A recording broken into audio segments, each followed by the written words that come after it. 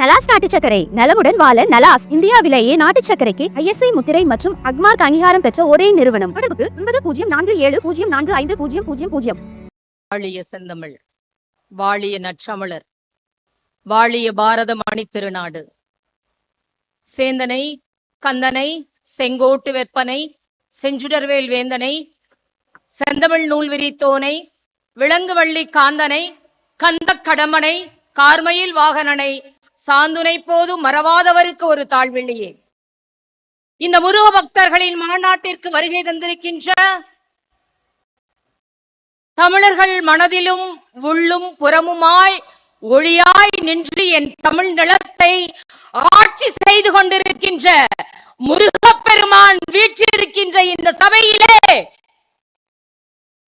முருகப்பெருமானின் ஆசியோடு ஆன்மீக பெரியவர்கள், சிறப்பு விருந்தினர்கள், RSS பேரியக்கத்தினுடைய எல்லா அதிகாரிகளையும் இங்கே அலைகடலென திரண்டு வந்திருக்கின்ற உங்கள் என்னுடைய இரத்தத்தின் இரத்தமான காவி சொந்தங்களே, உங்கள் அத்துணை பேருக்கும் என் இதயம் கனிந்த நல் வணக்கங்களை தெரிவித்துக் கொள்கின்றேன்.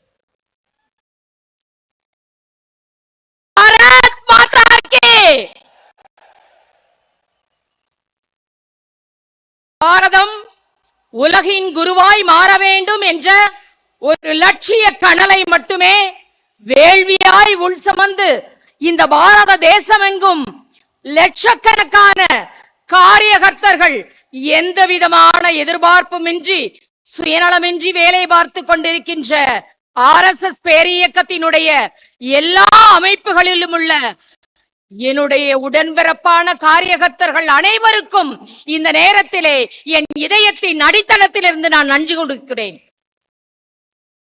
ஏன் இந்த முருக பக்தர்களின் மாநாடு அவசியம்? இந்த பாரத தேசம் என்ன நமக்கு அருளுரை வழங்கிய ஆதீனம், பெரியவர் ஆதீனம் அவர்கள் சொன்னார்கள், இது ஆன்மீக பூமி என்று சொன்னார்கள். ஆமாம், ஏதோ ஒரு தேசம் இன்னொரு தேசத்தின் மீது போர் தொடுக்கிறது என்று சொன்னால், ஏதோ ஒரு கண்டத்தில் அமைதியாய் உறங்கிக் கொண்டிருக்கின்ற அந்த மண்ணின் மீது போர் தொடுத்து அந்த மண்ணின் மக்களை அடிமையாக்கி அந்த மண்ணின் மக்களை மூளைச்சலவை செய்து அவர்களுக்கு ஆசை காட்டியும் அதிகாரம் ஊட்டியும் தன்னுடைய அடக்குமுறையாலும் அவர்கள் முழுவதையும் தன்னுடைய அடிமைத்தனத்தின் கீழே கொண்டு வந்து இந்த உலகம் முழுமைக்கும் தன்னுடைய இனமாக மாற வேண்டும் என்று நினைப்பதுதான் தேச விரோத சக்திகள். ஆனால் தேச விரோத சக்திகளுக்கு உட்பட்டு ஆளாகி காணாமல் போன எண்ணற்ற வரலாறுகளின், தேசங்களின் வரலாறுகளின் பெயர்களை நாம் வரலாற்றில் பார்க்கலாம். ஆனால் எனது பாரத தேசத்தை மட்டும் ஏன் அப்படி செய்ய விட முடியவில்லை? ஏனென்று கேட்டால், எனது பாரத தேசத்தை நீங்கள் பல்வேறு இனங்களாக, பல்வேறு ஜாதிகளாக, பல்வேறு மொழிகளாக நீங்கள் பிளவுபடுத்தி கூறு போட்டாலும் ஒவ்வொரு முறையும் எனது தேசம் எழுந்து நிற்கிறது என்று சொன்னால், எனது தேசத்தின் அடிநாதம் ஹிந்து தர்மம். எனது ஹிந்து தர்மம் இருப்பதால் தான் ஒவ்வொரு முறையும் என் தேசம் எழுந்து நிற்கிறது. எத்தனை எத்தனை படையெடுப்புகள், எத்தனை எத்தனை அடக்குமுறைகள், எத்தனை எத்தனை கொள்ளையர்கள், எத்தனை தேசத்தின் அந்நியர் தேசத்து ஆட்கள் வந்தாலும் எனது தேசத்தை ஒன்றும் நீ செய்துவிட முடியாது. ஏனென்றால் எனது ஹிந்து தர்மம் இருப்பதால் தான் என் தேசம் இன்றும் நிலைத்து நிற்கிறது. கண்ணதாசன் கூறுவாரே, ஆலம் விழுதுகள் போல் உறவுகள் 1000 இருந்தும் என்ன, வேறென்ன நீ இருந்தால் நான் வீழ்ந்து விடாது இருப்பேன் என்று சொன்னார். அப்படி இந்த தேசத்தின் ஆணி வேறாக இருப்பது எனது ஹிந்து தர்மம், எனது ஹிந்து தர்மத்தின் சிந்தனை, அந்த சிந்தனை கொடுத்த வீரம், அந்த வீரத்தினுடைய உறுதி, அந்த உறுதி கொடுத்த நற்செயல்கள் தான் இந்த பாரத தேசம் உலகின் குருவாய் மாறப் போகிறது என் ரத்தத்தின் ரத்தமான உடன்பிறப்புகளை எழுதி வைத்துக் கொள்ளுங்கள். எப்படி பாரத தேசத்தை நீங்கள் அழிக்க முற்பட்டீர்களோ அதே போல் என் தமிழ் நிலத்தையும் நீங்கள் அழிக்க முற்பட்டீர்கள். யாரையடா சொன்னீர்கள் நீங்கள்? தமிழகம் வேறு மண் என்று யாரை பார்த்து சொன்னீர்கள்? தமிழகம் ஆன்மீகத்தின் மண், தமிழகம் முருகனின் மண். தமிழ் வேறு, முருகன் வேறல்ல. முருகனே வேலாக, முருகனே தமிழாக, தமிழே முருகனாக, முருகனின் உருவங்களே தமிழ் எழுத்துக்களாக என் தமிழ் நிலத்தை ஆண்டு கொண்டிருக்கிறது என்று சொன்னால், என் தமிழ் நிலம் ஆன்மீக மண், என் தமிழ் நிலம் கலாச்சாரத்தின் மண், என் தமிழ் நிலம் பண்பாடுகளின் மண், என் தமிழ் நிலம் அறத்தின் மண். தமிழர்களின் அறம் என்ன தெரியுமா? போர் புரிவதே தமிழர்களின் அறம். அப்படி என் மண்ணிற்கும் என் கலாச்சாரத்திற்கும் என் தெய்வத்திற்கும் எதிராக நீங்கள் சூழ்ச்சி செய்தீர்கள் என்று சொன்னால், அந்த சூழ்ச்சியை முறியடிப்பதற்காக ஏற்கனவே 5 ஆண்டுகளுக்கு முன்பு நான் மீடியாவிலே பேசும் பொழுது சொன்னேன், மற்ற தெய்வங்களைப் போல நீங்கள் முருகனை இழிவாக பேசிவிட வேண்டாம். பேசிவிட்டால் நீங்கள் ஒரு கணம் கூட உண்மையாக உயிரோடு கூட நீங்கள் இருக்க முடியாது என்று சொன்னேன். அது உண்மையாகிவிட்டது. இன்று என் தமிழ் நிலத்தையும் என் மண்ணையும் நீங்கள் இழிவாக பேசினீர்கள். ஆனால் இந்த தமிழ் மண் வேறு மண் அல்ல, இது ஆன்மீகத்தின் பூமி, கலாச்சாரத்தின் பூமி என்று மெய்ப்பிப்பதற்காக, முருகனின் அருளை பெறுவதற்காக இங்கு உலகெங்குமிருந்து வந்திருக்கின்ற முருக பக்தர்கள் அனைவருக்கும் என் சிரம் தாழ்ந்த நன்றிகளை நான் கூறிக்கொள்கின்றேன். ஏனென்று கேட்டால், முருகன் என் முதல்வன், முருகன் என் தலைவன், முருகன் என் அருளாளன், முருகன் என் முதல்வன், முருகன் என் மருத்துவன், உள்ளும் புறமுமாயிருந்து என் தமிழ் நிலத்தை ஆட்சி செய்பவன். சரி, நாம் ஏன் அதில் பெண்கள் பங்கேற்க வேண்டும்? ஏற்கனவே அனைவருக்குமே தெரிந்த வரலாறு தான். ஆனாலும் நாம் சொல்லி சொல்லி புரிய வைக்க வேண்டிய காலகட்டத்தில் இருக்கிறோம். ஏனென்று கேட்டால், என் கலாச்சாரங்களை, என் பண்பாடுகளை, என் பண்பாட்டின் விழுமியங்களை நாம் சொல்லித் தராவிட்டால் இளைய தலைமுறை எப்படி கற்றுக்கொள்ளும்? பெண்ணில்லையேல் மண்ணில்லை, மண்ணில்லையேல் பெண்ணில்லை. சங்கம் வைத்து தமிழ் வளர்த்த மதுரையிலே இந்த மாநாடு கூடியிருக்கிறது. என் முருகனின் தாய் இங்கே வரலாற்று சிறப்பு மிக்க, இந்திய துணை கண்டத்தின் வரலாற்று சிறப்பு மிக்க, மிக பழமையான நாகரிகமும் மிக தொன்மையான சிறப்பும் உடைய மதுரையிலே நாம் இங்கே கூடியிருக்கிறோம் என்று சொன்னால், தாய் மீனாட்சி இங்கே மதுரையிலே ஆட்சி செய்து கொண்டிருக்கிறாள். மகன் திருப்பரங்குன்றத்திலே அமர்ந்து அருளாட்சி செய்து கொண்டிருக்கிறான். அப்படிப்பட்ட மண்ணை இங்கே தன்னெழுச்சியாக கூடியிருக்கின்ற என் ரத்தத்தின் ரத்தமான என் காவி உடன்பிறப்புகளை மீறி நீங்கள் எதுவும் செய்துவிட முடியாது. ஏன் இந்த நீ முருக பக்தர்களின் மாநாடு? சகோதரர்களை, ஒன்றை நான் சொல்கிறேன், புரிந்து கொள்ளுங்கள். மிகவும் நுட்பமாக சொல்கிறேன். யுகம் யுகமாய் வரலாற்றின் பக்கங்களில் நீங்கள் எடுத்துக்கொண்டீர்கள் என்று சொன்னால், ஒரு சமூக மாற்றத்திற்கான, ஒரு சமூக எழுச்சிக்கான ஒரு திருப்பம் நடைபெற்றே ஆக வேண்டும். நீங்கள் 60 ஆண்டு காலம், 70 ஆண்டு காலம் எங்கள் தமிழ் நிலத்தை கூறுபட்டு பிளவுபடுத்தி போட்டீர்கள். அந்த தமிழினத்திற்கான எழுச்சிக்கான விதை ஊன்றப்படுகின்ற நாள் இந்த நாள். வரலாற்றின் பொன்னெழுத்துக்களால் நீங்கள் இன்று குறித்து வைத்துக் கொள்ளுங்கள். என் தமிழகமும் என் தமிழ் மொழியும் உலகத்தின் புவிப்பந்தின் மீறேறி உலகை ஆளப்போகும் தமிழன் இருக்கிறான். அவன் முருகனின் பக்தன். அவன் இனிமேல் பிறக்கப் போவதில்லை, பிறந்திருக்கிறான். அவனை ஆளப்போகின்ற, இந்த உலகை ஆளப்போகின்ற இனமாக தமிழினம் இருக்கும் என்று சொன்னால், இந்த தமிழினத்தின் ஆன்மீகத்திற்காகவும் யாரெல்லாம் தமிழை வளர்த்தோம் என்று சொல்லீர்கள், யார் வளர்த்தீர்கள்? அவை பிராட்டி வளர்த்ததை விட நீங்கள் என்ன செய்துவிட முடியும்? எப்படி முருகனையும் தமிழையும் பிரிக்க இயலாதோ, அதே போல் அவையையும் முருகனையும் தமிழையும் பிரிக்க இயலாது. அந்த இளம் வயதிலேயே அந்த தாய் தன்னுடைய இளமையை துறந்து முதுமை வடிவம் பெற்று அவள் தமிழுக்காக காலந்தோறும் தமிழகத்தின் மண்ணெல்லாம் பாடி பாடி முருகனை துதிபாடி வந்தாள். முருகனே இறங்கி வந்து அவளின் தமிழமுதம் கேட்டான் என்று சொன்னால், சேர சோழ பாண்டியர்கள் வரலாற்றில் ஒரு விஷயம், தமிழர்களின் வீழ்ச்சிக்கு ஒரே ஒரு காரணம்தான், எதிரியின் சூழ்ச்சியால் நாம் எப்போதும் வீழ்ந்து விடவில்லை என்பதை நீங்கள் ஞாபகத்தில் வைத்துக் கொள்ளுங்கள். ஒவ்வொரு முறையும் நாம் தோற்றிருக்கிறோம் என்று சொன்னால் அது துரோகிகளின் சூழ்ச்சியால். அந்த துரோகம் இனிமேல் நடந்துவிடக் கூடாது என்பதற்காக உங்களிடம் நான் எச்சரிக்கை செய்கின்றேன். இனி எப்போதும், இனி வரும் காலத்தில் எந்த சூழ்நிலையிலும் நாம் ஒற்றுமை குறைந்து விடக்கூடாது. ஹிந்து தர்மம் பேண வேண்டும், எனது மொழியை பேண வேண்டும், என்னுடைய இனத்தை பேண வேண்டும் என்று சொன்னால் நம்முடைய இருக்கின்ற ஒற்றுமை மட்டுமே வேண்டும் சகோதரர்களை குறித்து வைத்துக் கொள்ளுங்கள். அப்படி சேர சோழ பாண்டியர்கள் ஒருவனுக்கு ஒருவனை அடித்துக் கொண்டிருந்த பொழுது மிகவும் துணிச்சலாக அந்த என்னுடைய அவ்வை பாட்டி அவர்களை அழைத்து வந்து, இதோ தென்மோடியில் இருக்கின்ற கன்னியாகுமரிக்கு அருகிலே இருக்கிற முப்பந்தலிலே அவர்களை கூட்டி வைத்து ஒரு ஆலோசனை நடத்தி அந்த பிரச்சனையை தீர்த்து வைத்தாள் என்று சொன்னால், ஆன்மீகத்தால் தமிழை வளர்த்தவள் அவ்வை பிராட்டி. அடுத்து காரைக்கால் அம்மையார், அவரை பற்றியும் சொல்லுவேன். ஏனென்று கேட்டால், இந்த பிரிவினைவாத சக்திகள் என் பாரத தேசத்தை வந்த பொழுது ஒரு சங்கிலி தொடரினுடைய பலம் எதிலே இருக்கிறது என்று சொன்னால் அதனுடைய பிணைப்பிலே இருக்கின்றது. ஆனால் அவர்கள் என்ன செய்தார்கள்?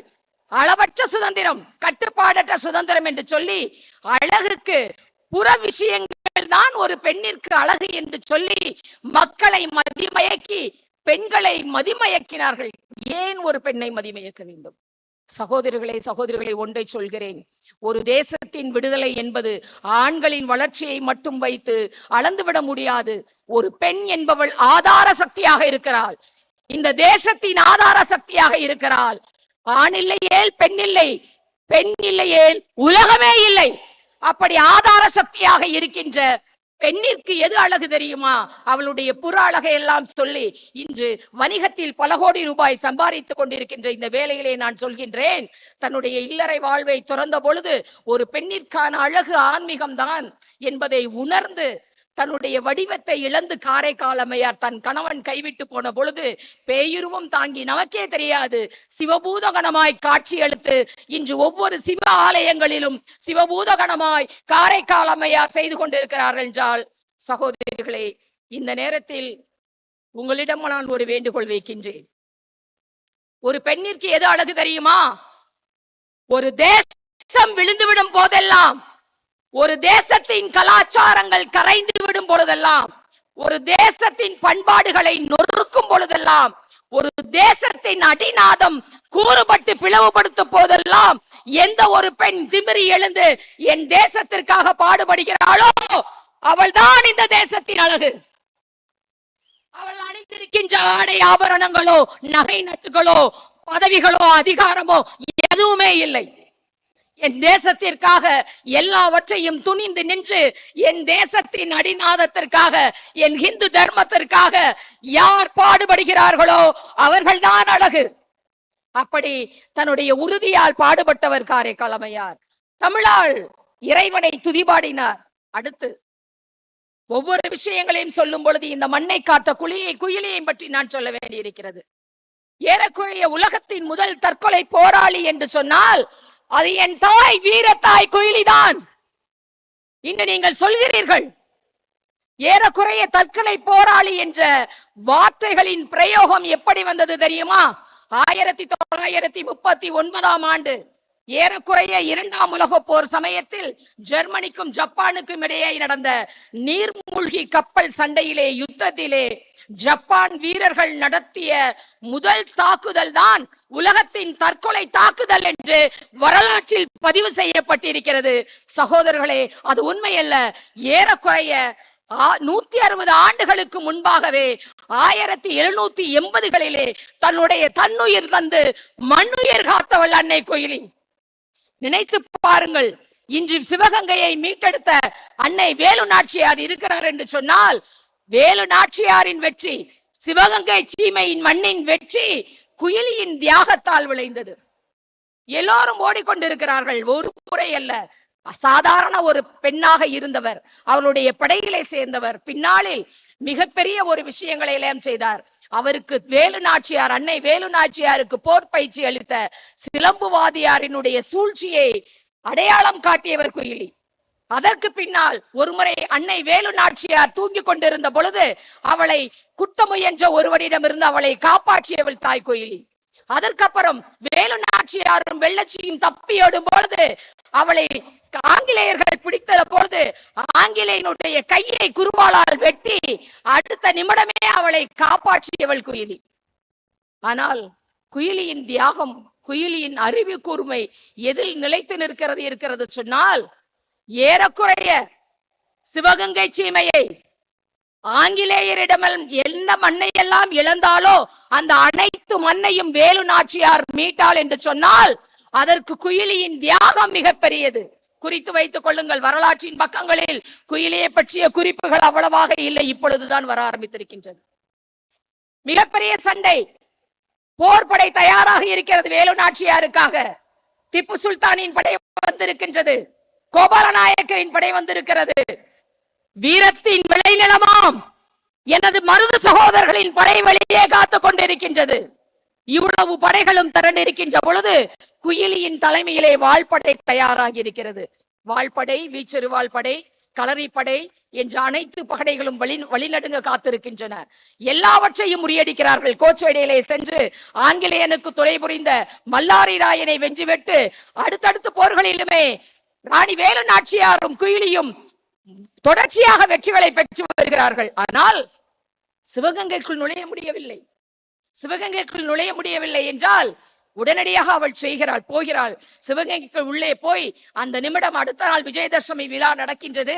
ஆகவே அடிக்கொரு ஆளாக ஆங்கிலேயன் நிப்பாட்டி வைத்திருக்கின்றான். இது என்றுமே செய்துவிட முடியாது, ஆயுத கிடங்குகள் தயாராக இருக்கின்றன என்று சொன்ன உடனே அந்த வாழுகின்ற வயதிலே தன்னுடைய இளமையை பற்றி கவலைப்படாமல், தன்னுடைய வாழ்க்கையை பற்றி கவலைப்படாமல் அந்த பெண் என்ன செய்தால், மறைந்திருந்து விஜயதசமி விழாவிற்கு வேலு நாச்சியாரின் தலைமையிலே போன பொழுது அனைவரும் போராடி கொண்டிருக்கிறார்கள்.